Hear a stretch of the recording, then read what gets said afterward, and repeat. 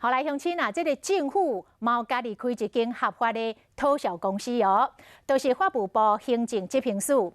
这个单位成立到达19年，已经帮国家讨回5461亿，等于会当起9栋的101大楼，也则是起706座的台北的小巨蛋。啊，经过统计，这个欠税上大户就是古市的名人黄仁中的后生黄玉国。 包括这个遗产甲政务税欠超过31亿。依照父亲交代的话去做。古市名人黄仁中的后生黄玉国伫欠税这份案件内面再次摕冠军，遗产甲政务税就欠超过31亿。第二名是合力王环保科技公司，代理行费用欠29亿外。第三名就是被对缴不当处理国家土地甲建物的价金，连同过去党籍、公职、超领退休金，总共是27亿外，被不当动产委员会移送执行署执行。1号235，1号235。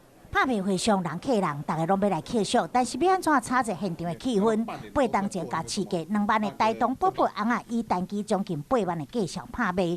行政执行官黄友文拢会当有关买起，鼓励民众竞标。有一些义务人他会制造假的抵押权，来损害你的债权。那对抵押权我是有比较熟悉一点，我就突破了几件假抵押权的案件，帮政府收回了几百万。